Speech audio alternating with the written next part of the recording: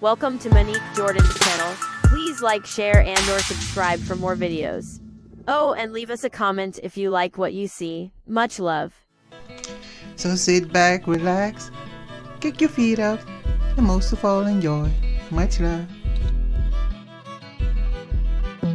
Astragolomancy, also known as astragolomancy, is a form of divination that uses random castings of bones or dices, especially marked with letters and numbers.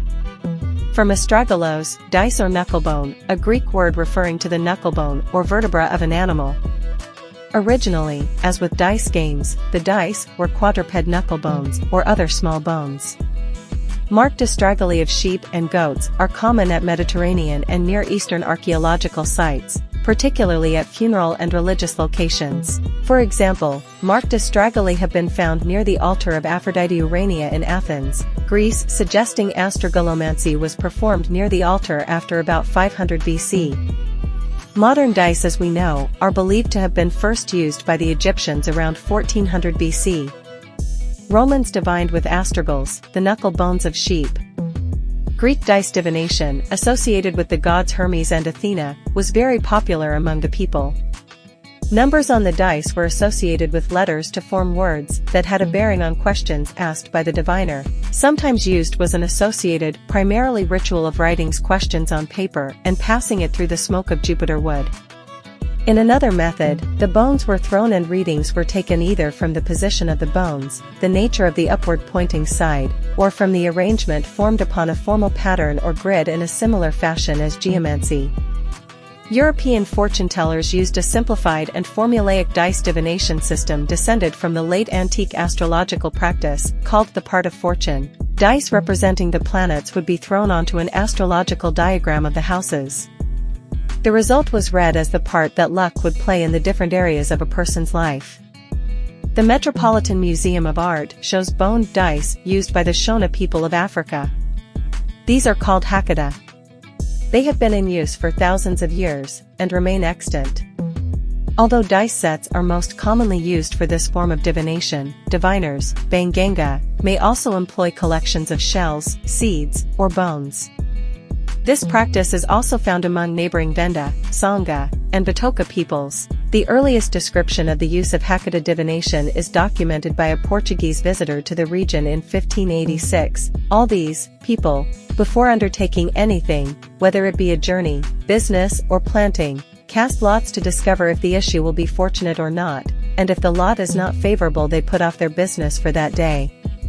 These pieces of wood, or lots, the people call chakatas, and every man carries these chakatas with him threaded on a string in order to use them when any doubt arises. In such a case, he throws them, as we throw dice, several times, and they say that they are thus shown whether a thing be good or evil. The Dalai Lama is reported as using the MO, Tibetan dice divination, to determine a question over whom to appoint to an important position. Citation needed.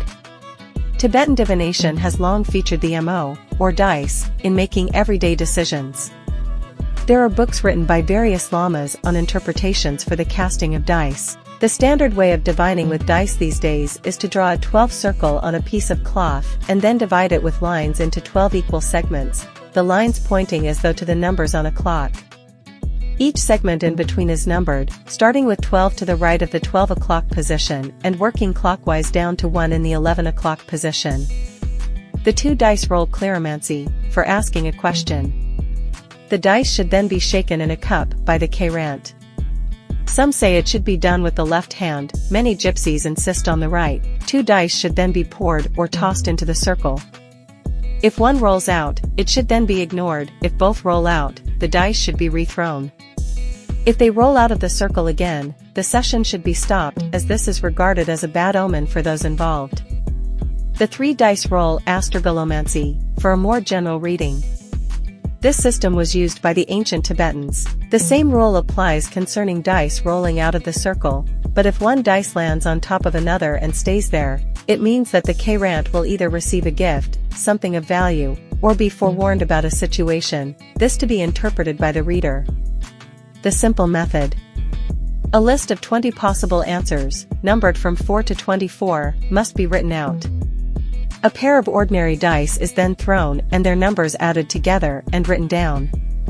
A second cast of the die is performed, and their numbers are added to the first. The resulting number is then matched to the corresponding answer on the numbered list.